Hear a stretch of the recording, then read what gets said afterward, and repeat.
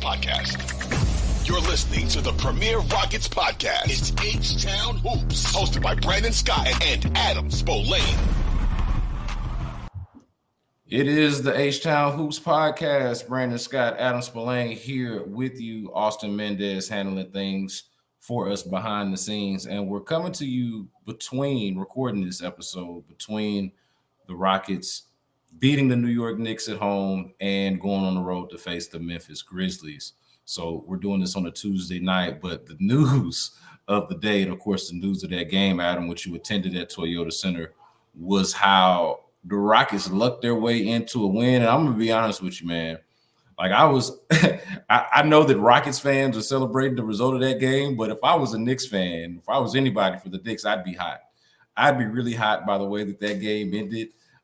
They sort of allowed themselves to be in that situation to not be able to challenge the call. But, of course, you know what we're referring to. Aaron Holiday just sends up a prayer at the end of the game after Jalen Green has his shot blocked at the rim as time is expiring in regulation. Looks like we're about to go into overtime. Aaron Holiday heaves it, and Jalen Brunson gets called for the foul. Of course, the game-winning free throws are after that. He hits two, misses the second on purpose. There was a weird moment there at the end of the game where it looked like they were going to award them the timeout possibly and let them maybe run a play there at the end, but they didn't. Just a very wild turn of events, and that's on top of the way that the first half ended with a similar play where, of course, the Rockets were able to challenge a foul call. And yeah, man, it was just a lot going on. But the news of the day is that the Knicks are actually going to challenge the ruling or challenge the outcome of this game. We know that it's not going to be overturned or anything like that. But I just, from you as somebody who was there in the building, what was it like to take in all of that action? Well, I mean, the Rockets outplayed them for most of the game. The Knicks got off to a good start, and the Rockets kind of took control really from the middle of the first quarter on, and then Jalen Brunson got hot in the second half. They filed a protest. It's not going to do anything. I think you filed a protest more out of frustration than anything else, and they certainly have the right to be frustrated. I mean, they said it in the pool report. Ed Malloy did. He was the crew chief, that they missed the call. And when you admit that you missed the call, minutes after the game ended, I mean, you missed it. It was a bad miss. The last 2-minute report just confirmed what Ed Malloy said after the game, and it happened.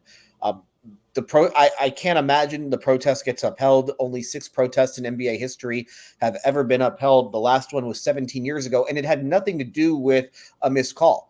Like normally when I think usually protests will get upheld because a rule was applied incorrectly. It's not because of a missed call, because missed calls happen all the time. It's a human error. You have humans refereeing the sport.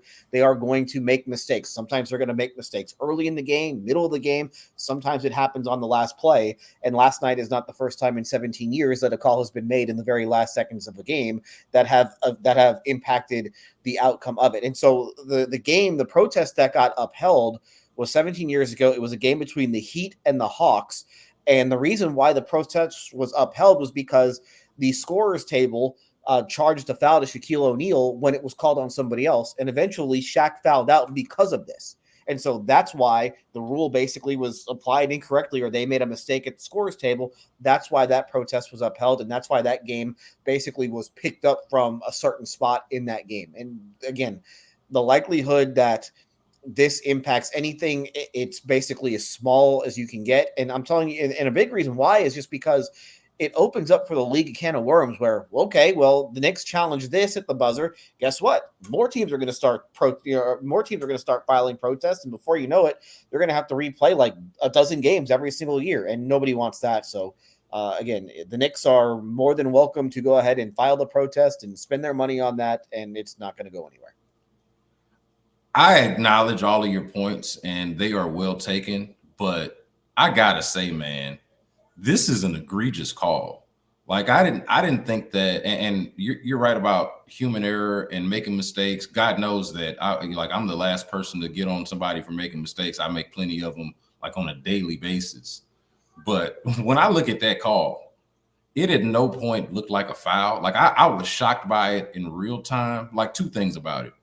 Aaron Holiday is just throwing up a prayer. Not that that's a reason to foul a guy or that a guy should be fouled in a situation like that. But the fact that it's not even a real shot, it's only barely and hardly and technically a real shot attempt, and Jalen Brunson does not foul him. Like normally we're talking about a missed call, like something that doesn't get called that maybe should have, as opposed to something like this that's so, to me, was so obviously not a foul being called a foul in the moment. Like it was just shocking. It was a jarring result. And honestly, man, if I know it's just another regular season game, a blip on the radar, but I would be pissed off on principle. No, it's an egregiously bad call at the worst possible moment. And Jason Goble, he blew it. And listen, Jason Goble was the referee that blew that LeBron hack. Remember going to the rim in that game in Boston last year? That's the same referee. Now, this is a good referee. I mean, Jason Goble is an official who has been around for a little bit, and he's a guy who worked 2 postseason rounds last year. I mean, you got a lot of referees in the NBA. Very few of them get to the second round of the playoffs. He was one of them. So I don't know if this will ultimately hurt his ability to get postseason assignments. It probably should. But, this is just, it happens. And this is why they have the challenge system in there, is to protect against this type of a situation. And unfortunately for the Knicks, Tom Thibodeau decided to use his challenge on a block charge in the first half. And that's a call, frankly, that is not going to get overturned very often. And that's why you should save it. And I do think one thing that you've seen this season, and I'm kind of getting off on the challenge system right now, but the league has added an extra challenge if you get the first challenge right. The one thing that I think we've seen more of this season than in the previous 4 or 5 seasons, however long they've had the system, is that teams are using their challenge a lot earlier, just assuming that they're going to get it right, because then they'll get the second challenge. And it's pretty amazing how many times teams have lost that early challenge and then left themselves without a challenge for the rest of the game. So listen, I totally get why the Knicks are upset. They certainly have a right to be upset. But at the same time, you said the Rockets still had a challenge. The Rockets had used their challenge earlier in the game, but they had gotten it right. So they were able to get the extra challenge. If you're going to use that challenge in the first half, you better be damn sure that you're 100% on it. They weren't. They left themselves without a challenge the rest of the game. I will say it was a poorly officiated game really for the entire night. They couldn't decide whether or not it was going to be called tightly or they were going to let stuff go. And again, this was a decent crew. This is Ed Malloy is the crew chief. Ed Malloy is a finals ref every single year. Jason Goble, as I said, he's a guy who worked the second round of the playoffs last year. Like, these are two really, you'll see a lot of times your crew chief will be a guy who maybe has worked a handful of playoff games over the course of his career. So this was a good crew. This was an experienced crew, and they just had a bad night last night. And unfortunately, it happened to be in a really close game, and probably their worst call of the night was at the very last second of the game. Yeah, and I don't want to make an excuse for the Knicks for mismanaging their challenges and timeouts. If that is an argument that could be made, that's fine. But I also do wonder, and just curious on what your thought is on this, but like I do wonder if the NBA could adopt some sort of system where at the end of the game or with a certain amount of time left in the game, they can review a call like that. Like I do think there's a responsibility on Tom Thibodeau, the coaches around the league, to manage their challenges properly and to be judicious about their challenges.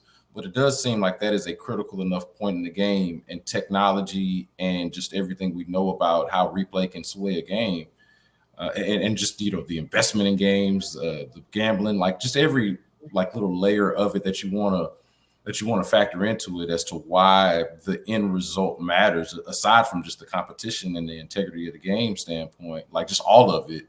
It feels like there should be room for, at the end of the game, there's somebody somewhere saying, hey, let's make sure we get this call right, and don't just leave it up to, hey, well, they mismanaged their challenges, tough luck. And here we are 10, 15, 20 minutes after the game admitting that we got the call wrong. Well, that's basically you're saying they need to have the NFL approach, where the NFL goes to the booth. All challenges are done, or all reviews are done through the replay booth at 2 minutes. And the NBA kind of did this. Remember, up until I think last year might have been the first year where they stopped doing this. But if there was any questionable out of bounds call, they would go to the monitors. And it turns out that this is awful because it stops the flow of play. And so you're kind of getting into that dangerous ground. Well, because there are you could challenge basically anything that happens at the end of a close basketball game, whether it's a foul, whether it's an out of bounds call, and you're just going to spend all your time at the monitors. And it's not great. And you see this sometimes, you see this in college basketball, because college basketball still has the rule where they'll review anything under 2 minutes. They'll review clock issues. They'll review out of bounds calls. And it's awful for college basketball because all it does is that the referees just spend half their time at the monitor, and these games never get finished, and there's no flow to the game. So I think that we should try and get every single call right, but it's just one of those things where it just cannot happen. So we can either have a football-like thing where you just review everything under 2 minutes, or we can have flow to the game. And well, what if there's a go ahead. Well, for me personally, I think it's better for the product if we have flow to the game. Like, I just think that's just better for everybody, because, like I said, you could review anything. There are many calls that could be reviewed, and obviously we're talking about this one because they got it wrong, but this is just how it's going to go as long as you have humans making these calls. And sometimes and a lot of, like, this one is egregious. The one last night is egregious, and it's a bad miss, but that's a rarity. Normally, the misses are, if they're even misses, these are 50-50 calls. And so I don't like the idea of just going to the monitor every time there's a 50-50 call, because I would rather see these guys play. And I'd rather see them actually have flow to a basketball game as opposed to having a 2-minute stoppage every time there's a close call. Yeah, I agree with you about the flow of the game. I hate how it can sometimes even it feels like it can slow down the flow of a football game, and so much less a basketball game that, you know, the aesthetic of it is about how free flowing it is and how quickly you're able to get through a basketball game. It's one of the more appealing parts of it. But I do feel like there's got to be, just in my mind, there's got to be a happy medium where, you know, 2 minutes in a football game is much shorter than, you know, 2 minutes in a basketball game, I feel like can be much longer than 2 minutes in a football game, just because of all of the back and forth. You know, like in 2 minutes, one team can have a possession in a football game. Like that's a 2-minute drill. That's one team's possession. 2 minutes in basketball is an eternity. So like maybe it's not 2 minutes. You know, maybe it's the last 45 seconds. I'm being very arbitrary with the number because I don't have the correct answer. I don't know what the right number is. But I feel like, along with what you're saying, to be consistent with the flow of the game, or to keep the flow of the game right, it's not 2 minutes, because that's just too much damn time. And maybe it's inside a minute, inside 40 seconds, the last 30 seconds. I don't know. I'm just throwing out a number out there that's less than 2 minutes, far less than 2 minutes, to kind of keep up what you're saying, but also in these most critical moments, because I would hate, I know this is a meaningless, you know, I feel like we were kind of joking in the beginning of the game about how the Knicks crowd was out there chanting out Jalen Brunson MVP chants, and some of the Knicks crowd was able to get some of the Rockets crowd riled up a little bit. I feel like you took a picture before the game, kind of sarcastically pointing out that the Rockets and Knicks have played bigger games than the one that they played on Monday night. And so it's a meaningless contest, but I would hate for something even close to this to happen in a game that really matters, a game that people are really paying attention to. I'd love for them to figure out a solution that is like a happy medium between, let's not bog the game down and ruin the flow of the game, but let's not like allow to allow a game to end quite like I don't think I've seen a game end quite like that, with the call being as bad as it was. It was to me, it was, like you said, it was very unique and very specific and particular to this moment.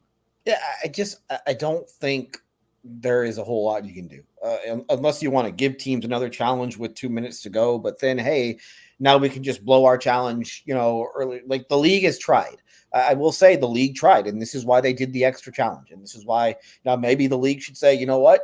You get 2 challenges now, and you get the second one even if you're wrong. If you want to do it that way, okay, that's fine. But at some point, they have the challenge system out there for a reason. And as a coach and as a team, you still have to, you know, there's still some strategy that goes with using the challenge. And I think far too often this year, you have seen teams just be kind of cavalier with how they use their challenges. And I think the Knicks were right there. And that was a bad. Let's just be honest. That challenge in the first half, second quarter, was a bad challenge. That is a block charge that is going to be, at best, it's a 50-50. Like, that's not a 50-50 call, is not going to get overturned most of the time. So don't challenge it. Challenge the obvious ones. And that's where Tibbs screwed up. And I guess Tibbs got emotional, or I don't know exactly where that challenge came from in the second quarter, but that was a mistake. And if you don't make that challenge, then hey, maybe you still use that challenge later on in the game, but maybe it's a call that's even more obvious. And then maybe you give yourself that second challenge, and then you could challenge that call. You know, the call that the Rockets challenged was an obvious one. The Rockets also used their challenge in the first half, and that was on the kick out with Dante DiVincenzo. That was an obvious one. That's what you're supposed to use these calls for, especially in the first half. You don't use your challenge in the first half for the 50-50 call. You use it for the obvious one, and that's where Tibbs screwed up. Yeah, I'm with you on that point. Like, I'm not here, and that's why I tried to. The way I tried to wiggle out of this was, hey, set something up from the league standpoint and toward the end of the game, the final seconds of the game. But I'm not here. I made this point earlier. I'm not here for bailing out coaches for mismanaging their timeouts and their challenges. Like, I don't want to do that. You know, it's not like feel sorry for Tibbs because he didn't have a challenge. It was more of a feel sorry for the integrity and aesthetic of the game at the end of it, you know, looking like that, you know. But Rockets fans celebrate. A win is a win. You got to win, and you got to win against a really good team. I want to, before we move on, just since we're talking about it, like, hit on that game real quick, because I mean, my thought on it was, you know, I like the way that they played in the first half. All that the Knicks seemed to really be able to get off in that first half was Dante DiVincenzo. And I feel like if Dante DiVincenzo was the one that was beating you, that you would live with that. And so I like the way that they played overall for the most part, you know, except for, you know, a short flat period there in the first half. But I really liked how they played in the first half. And I was shocked by the third quarter, how the defense fell apart and how it seemed like it was just all Knicks in the third quarter. And really the entire second half, I thought for the most part, the Knicks actually outplayed them. The Rockets were very lucky to win, not just from that shot, but based off of how they responded after halftime. What were your takeaways from the game overall itself? They let the Knicks get back into it in the third quarter because of the rebounding. And the Knicks are a very good offensive rebounding team. And I think they had 8 or 9 offensive rebounds in the third quarter alone. I think at one point they had missed 14 shots at one point in the third quarter, and they've gotten the offensive rebound on 8 of the 14. I mean, that's the sort of stuff that you can't do, and that's the sort of stuff that gets them in trouble. And both teams, you know, I don't make a whole lot of it. I thought Amin Thompson obviously was really good, and he put up the box score, and I think that's something that he's going to do just constantly. So that's been important for them. Aaron Holiday has had kind of a nice little bounce back. He went through a stretch where he wasn't playing a whole lot, but then he was really good in last night's game. And that's the first time that they've won this season without Fred VanVleet. And then, of course, Dylan Brooks was great. Yeah, he was on fire. From 3. Yeah. Yeah, so Dylan Brooks stepped up when they needed him to. So, listen, that's a good team. Both teams are shorthanded. The Rockets have not played well while being shorthanded really over the last 6 weeks. But it doesn't really mean a whole lot if you can't beat Memphis on Wednesday. And so Memphis, again, the Rockets will still be shorthanded on Wednesday. Memphis will be, again, shorthanded as they've been the entire year. But the Rockets haven't won back-to-back games in, 6 weeks now. So at some point, you need to be able to win back-to-back games just to give yourself something positive to go in with the All-Star break, and to try and at least put yourself in position to get back in this play-in, because, you know, all of a sudden they're 3 games out of the last play-in spot, and, you know, it's tough to make up that sort of ground. Given that they are 3 games out of the play-in spot, and given that it has been so long since they've won back-to-back games, and given that they're injured and have honestly been injured for a while now, like obviously, you know, Tari Eason, that's someone we'll get to a little bit later. We'll mention him a little bit later, but like he's missed over 20 games now. And, you know, Dylan Brooks was out for a while. They've had a lot of guys miss time. Obviously, Fred VanVleet is out right now. Given all of this, why do you think? Well, we talked about this before, about the trade deadline, not expecting there to be a lot. I sort of held out a little reservation that maybe they would try to make a little bit more of a splash or make a move or something, just given the stakes and the stated goals of doing more this year. Why do you think, given all of these factors around the team and all of they could seemingly use some help, why do you think it was such a quiet trade deadline? Not much outside of just trading for Steven Adams, which isn't going to really factor into the team until next season. There just wasn't anything out there. I mean, you can't make a trade just for the sake of saying that you made a trade. And so I know they tried. I think they did try to add another center, but if you're not going to overpay for a guy who isn't going to have much of a role for you, I thought if anything they would subtract from the roster. I thought maybe you'd see Tate or Landale get traded, but especially with Tate, they value Tate. Like, they love Jae'Sean Tate, both the coaching staff, the GM, they all like Jae'Sean Tate. And so, like, they weren't, I think the asking price that they wanted was 3 second-round picks. And so if you're not going to get your asking price, then there's no reason to trade the guy, especially a guy who you have under contract for next season. So why are you giving a guy away? You do what you can when it comes to the deadline. Like, there are a lot of teams that are out there looking for guys. There are not a whole lot of sellers, just with the way, the play-in makes it so that there aren't a whole lot of teams selling at this point. So just wasn't a whole lot out there for them. And I think they did try probably on some bigger stuff, and that stuff didn't come to fruition either. But they still are set up really well for the summer to try and make some sort of a splash. They've got expirings. They're going to most likely get a lottery pick from Brooklyn, which right now looks like it could fall in the top 10. They could still wind up with their first-round pick. I think what they are I think that right now they've got maybe a 14% chance of keeping that pick, depending on how the rest of the season plays out. They can't really move. They can't really fall much further from where they are in the lottery rankings, but that's still an option for them too. I do think the Brooklyn picks and the pick swaps that they have with Brooklyn are going to be very valuable when you get down to it, just because Brooklyn is just kind of stuck at this point. So they're set up. They didn't do anything rash, and they get 20-something more games to try and learn more about the guys that they actually have on the team. Do you feel like the Rockets are a team to watch, just like in the NBA, like maybe they're a team to watch in the offseason for a possible trade? Oh, absolutely. Absolutely. And I think that they have contracts that you can stack up and get to somebody big. They have, they'll have, they have their own picks to trade in 2028, 2030, and 2032. They have the Brooklyn 2024 pick and the 2026 pick, plus they've got 2 pick swaps from Brooklyn. So, like, that's a lot. That's a lot of stuff that they have to offer. Plus, they have young players that teams might like. They have, like I said, they have expirings that teams might like. So, yeah, I do think that if there is a star or a star-level type player that becomes available over the summer, they will certainly be in the mix, and I'm sure they'll check in. I'm sure they'll check in once again with Mikal Bridges because that is a guy who it seems like Ime Udoka really likes. And if it goes poorly in Boston in the postseason, I guarantee you they'll check in on Jalen Brown and see if there's, if they can maybe get something done with that. So I think that they are very much in the mix. They are not going to be operating in all likelihood. They will be operating from above the cap.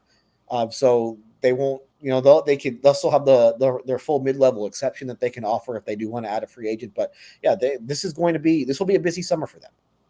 So with all of that in mind, how big of a post All-Star break stretch? We're already into the second half of the season, but this post All-Star break stretch for the core 6, and I'm getting into General Manager Rafael Stone speaking with you guys, speaking with media earlier in the week.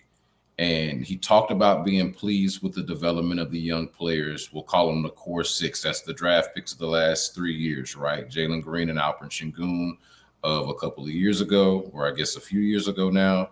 Jabari Smith Jr. and Tari Eason of now a couple of years. God, man, time is freaking flying. I'm like, Jalen Green is like all these guys have been around for a little while now. So, yeah, Jabari Smith and Tari Eason now in their second year. And, of course, we know Amen Thompson and Cam Whitmore, the rookies that were drafted in the first round this year, the core 6. Says that he's pleased, not necessarily satisfied, that they're demanding. You were there. What stood out to you from y'all's interaction with Rafael Stone? And then I want to get into briefly, we don't have to spend a lot of time on it, but I want to talk about each player for a second, just about each player's development if we can. Yeah, I don't know if anything really stood out.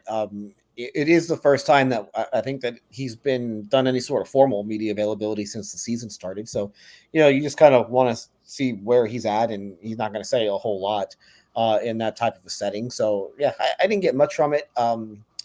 I thought you kind of learned a little bit more about just what he was thinking with Steven Adams more than anything else. But he didn't go real in depth. I think really the only guy that he went in depth on per se, I guess he did with Cam Whitmore a little bit, but he went a little bit in depth with Jalen Green. And I think as we look through the end of the season, that's the guy who probably has more on the line than anybody else because he's got an opportunity. And the same thing with Şengün to make himself a lot of money and to put himself in position to get the big rookie extension. And I don't know if that is I think that's one of the questions that we'll probably ask when we get to the end of the season is, does he feel like it's a priority to get an extension done with the two extension eligible guys sooner rather than later? Or do you just have them play it out and go into restricted free agency in 2025? So I think that's why for Jalen Green, if you have a really good last however many games are left, you set yourself up to get into the conversation where they are talking extension and they're exchanging real numbers, as opposed to if you wait a year, then you play it out and you try and make the best that you can out of it, and then you see if you can get that max deal or you can get the big offer sheet from somebody else and force the Rockets' hand. So and the same thing kind of goes with Şengün too. I think Şengün is probably he's had the better year, obviously, this year of the two. But he's got a chance to play himself into the big extension also. So I think those guys have the most on the line over the end of the season. I think the others, we still have to see if Tari East is going to play. It's been 6 weeks or so, or almost 6 weeks since he's played. So we got to wait and see.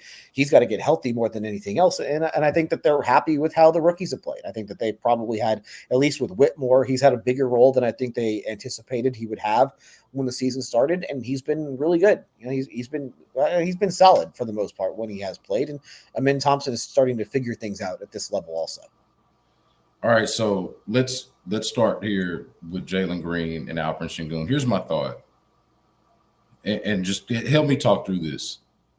Do you think there's an appetite for, like, these are the two extension eligible guys, right? Eligible, if I can say eligible. These are the two extension eligible guys, Alperen Şengün and Jalen Green.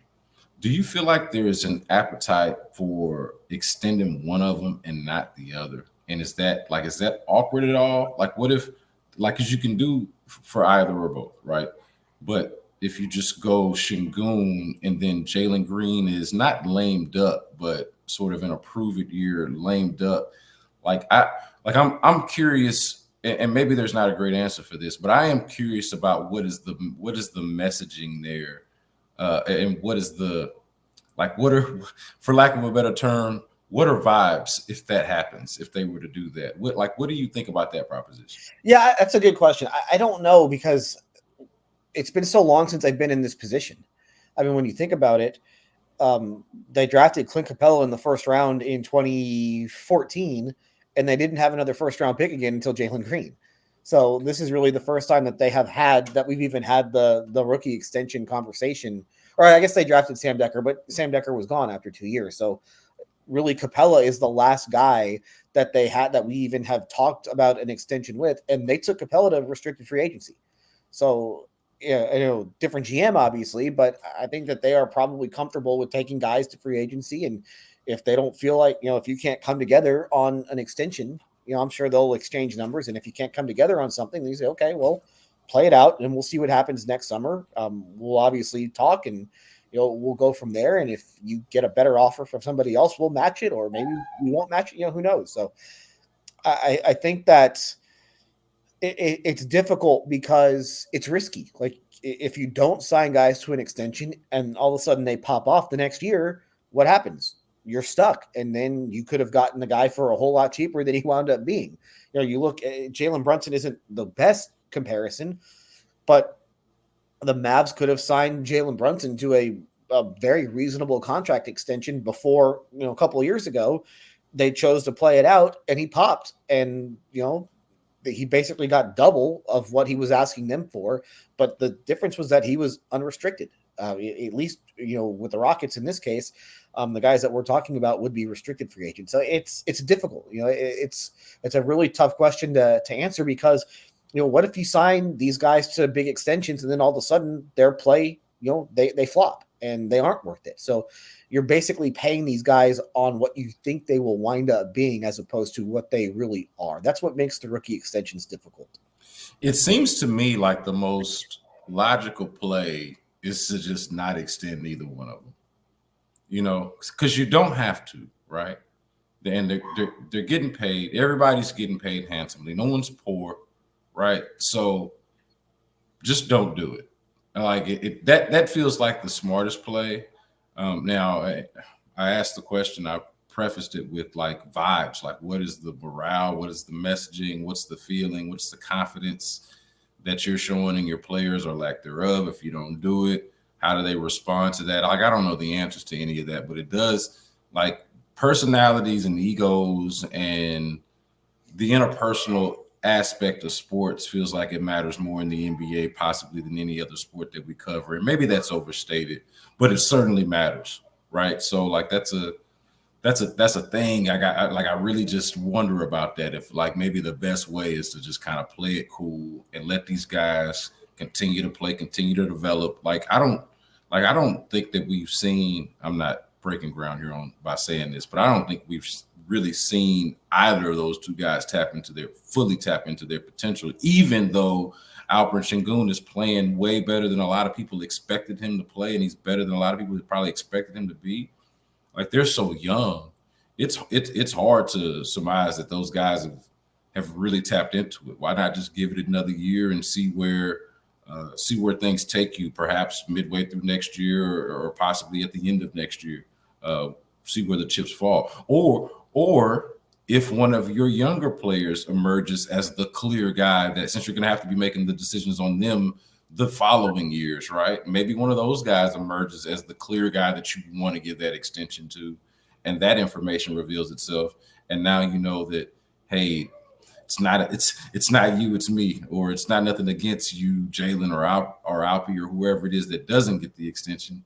Maybe maybe we're looking at it a year from now and it's like, hey, it's a 2-year conversation. It's a conversation 2 years out, but maybe it's Cam Whitmore, maybe it's Thompson, maybe it's I don't think Jabari and Tari don't really strike me as those type of players, but maybe it's just in theory, like maybe it's one of these other guys, and it's not one of these the oldest of them. So it's a very like you mentioned, man. It's not a place that they've been in, even with those top two guys. Like just having the rookie or the pick to make the decision on, much less a list of 6 of them sort of in consecutive years where that decision is going to be right around the corner. Well, they've got the 6, and then they're going to have the lottery pick from Brooklyn. So you're looking at 7 guys over a 4-year span. That's a lot of money.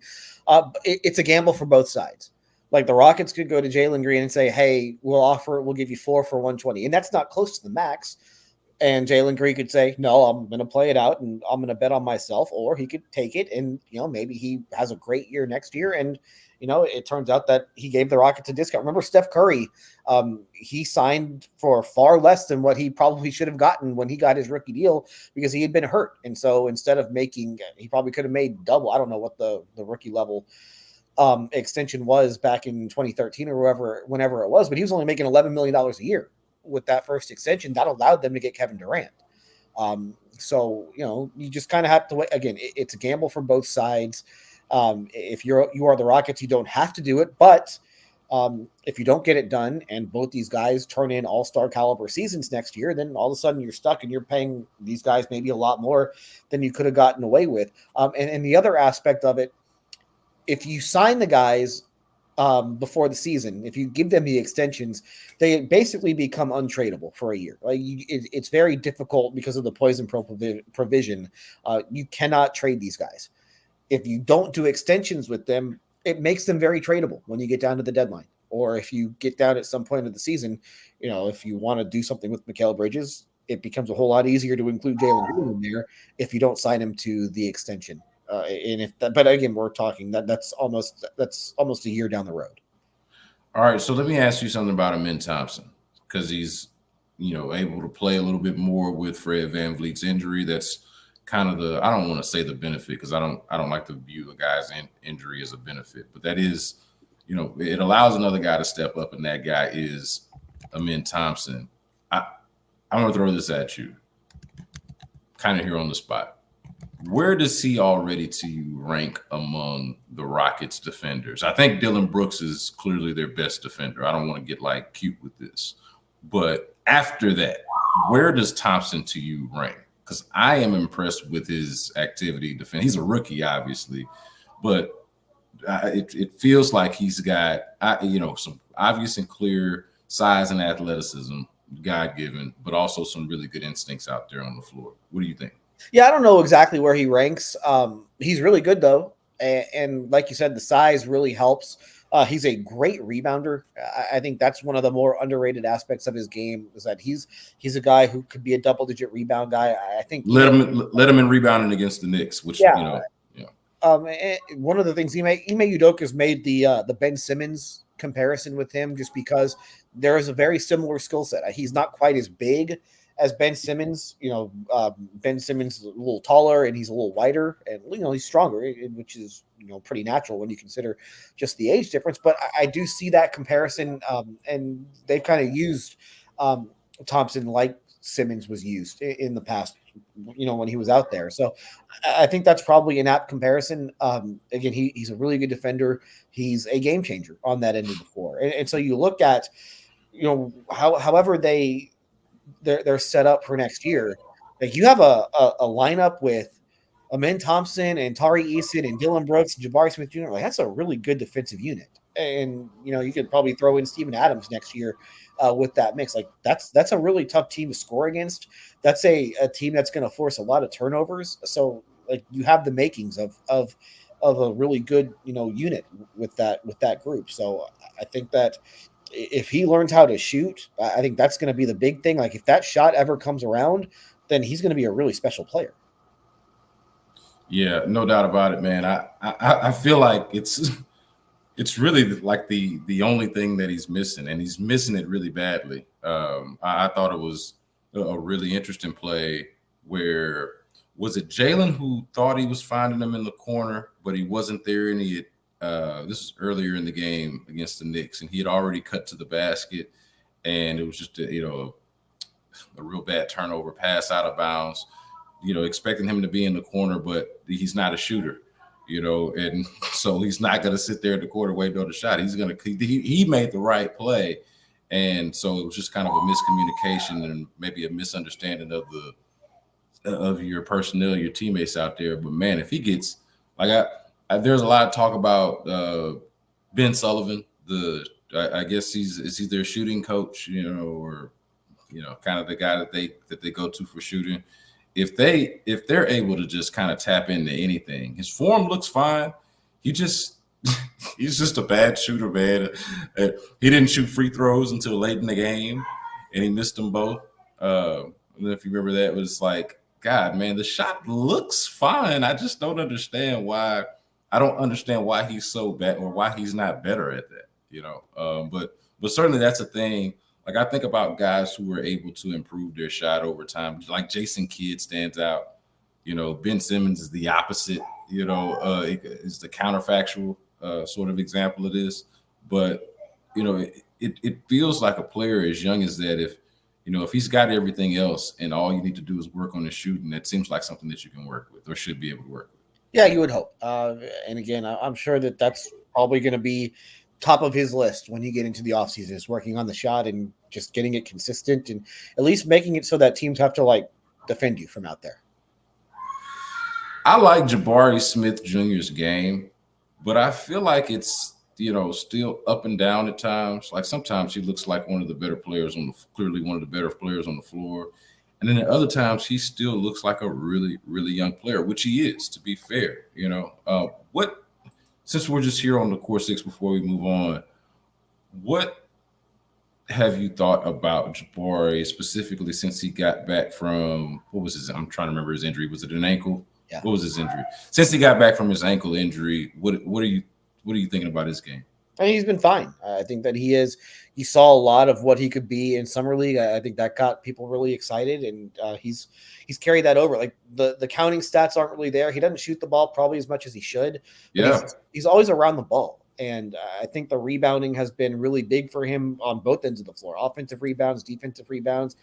He's been really good with that. And he's a guy who can get a rebound and he can go bring the ball up the floor himself. He's not like good at it, but he's not afraid to do it either. The shooting has obviously gotten better, better from the field, better from behind the 3-point. I mean, this is a guy who was shooting less than 41% from the field last year, 31 and less than 31% from three. I mean, those numbers have increased significantly. So I think that's been really good. You'd like to be able to see him get to the free throw line a little bit more, and he's still got to get stronger. Like he's got to get a little bit more explosive just in his lower half, and he's got a chance to be really good. But he doesn't back down from anyone.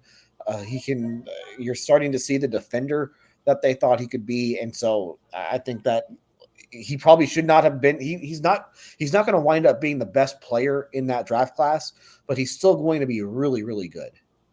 Yeah, and I think you tell me if you agree with this, but the thing that has stood out, it just feels like he hesitates for a list. Like he seems it's hard to measure this. This is like an eye test observation here, but he just seems so much more sure of himself. When he's out there on both ends of the floor.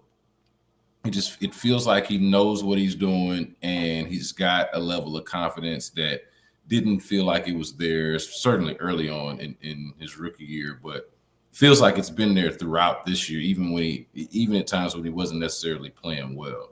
So had 20 Monday night, I believe, against the Knicks, and was I guess sort of a quiet 20 because of what you got from Dillon Brooks, and Dillon Brooks shooting the ball well from three, and of course Aaron Holiday coming off the bench and giving you what he gave you, and obviously the way the game ended, that's certainly left an imprint. But yeah, man, I like his game. He would be to me, he epitomizes the pleased but not satisfied party line that they're giving from the Rockets, right? Pleased with the development, but not quite satisfied because you can see some of the things that he can develop in, like you mentioned, getting stronger in his getting stronger overall, lower half and upper body. I think there's a lot of room to grow within that frame. And once he does get stronger, he's got a skill set that, look, man, the dude's gangly, long arm, nice shooting stroke, should be able to get his shot off against just about anybody in the league. I know there's some freaks coming in the league between, I was just watching Chet, watching the Thunder and the Magic, and obviously Wemby's out there. Like there's some tall dudes in the league, but Jabari's got a sweet stroke, and as he gets stronger, he should be able to compete with pretty much anybody, any other four in the game. Honestly, even if he's not going to be, max player or the best player in the draft or whatever the case may be. All right, before we go, man, Tari Eason, talking about the core six, but he's the one that, let's say, yeah. He's the one that it's been the longest since we've seen him play, right? Is that fair? It's been the longest since we've seen Tari Eason play because he's been out for over 20 games now. What's I know injury updates are not necessarily the sexiest thing to do on a podcast, but when a player of this magnitude to me on the team has been gone this long, I feel like we should at least address it or speak on it, even if it's the same damn thing that we said the last time. And I think it is the same damn thing that we said the last time. But Adam, where are we at with this dude? I know I saw a couple of people talking about they was worried, a couple of Rockets fans online talking about they was worried this dude is going to even play again this year. Not again ever, but like this year. Where are we at with Tari? Yeah, I don't know. 12 days ago, we're doing this on February 13th. 12 days ago, Ime Udoka said that he was starting to play 1-on-1, 2-on-2, and that he would play next week. So this past week was when they thought that he might be able to play. A day later, so 11 days ago, Eason said that it was going to be sooner rather than later. Again, he did not play at all on that road trip. I think that he was wishful. I think that he thought that he would have a chance to play on the road trip. I think that was kind of the plan, and then did not play at all on the road trip. Wasn't even questionable. He was just ruled out on the injury report. I asked Udoka about it yesterday because again, they ruled out Eason. They ruled out Eason again for the game in Memphis. And Udoka said that he was I asked Udoka, like, did he suffer a setback? And the answer I got was he experienced some soreness just in the normal ramp up. So Udoka said it wasn't a setback per se. I think it was something that maybe they had expected, but I don't know. It's going to be one of those things. Obviously, he's not going to play the last game before the break. So when they start practicing right after the All-Star break, that'll be kind of a tell to see if he is actually, see where things are. And so that's the best I can do for you right now. They've been pretty vague with this whole thing. Even going back to when he first started missing games, we're in Chicago on January 10th, I think it was. And they said 1 to 2 weeks he was going to be reevaluated, and they wouldn't tell me. Udoka wouldn't say when the 1 to 2 week period would start or if it had started already. So it's just one of those things. Again, they've been vague, and we'll maybe get a little finality out of it once they get back from the All-Star break. All right, man. Let's do this. I'm trying to see if we're going to do this probably before, maybe do this after All-Star. How much are you into the All-Star festivities at this point? I know it feels like a young man's event at this point. I don't know if I'm getting to be the old curmudgeon who's like All-Star, small star. But I still get into it a little bit. I'm going to be honest, man. I still get into it. What about you? I will not. It is unlikely I will see any of it. I was so expecting that answer. I did the last couple of years because you had Rockets that were in the dunk contest, so you kind of wanted to see that. But I'm not watching the rookie sophomore thing or whatever they call it. I have zero interest in that, and I don't really care about the dunk contests. Even the 3-point shootout, it's kind of gotten boring for me. So yeah, I'll probably be sitting this one out, and the game is just watchable. All right, we'll figure out something to talk about next week when we do this again. H-Town Hoops Podcast. That's Adam Spolane. I'm Brandon Scott. Austin Mendez produces this bad boy, handles things for us behind the scenes. Make sure that y'all subscribe, rate, review, tell your friends about it. Subscribe to the Sports Radio 610 YouTube page where you can also watch the video version of this podcast. And until next time, man, y'all be good.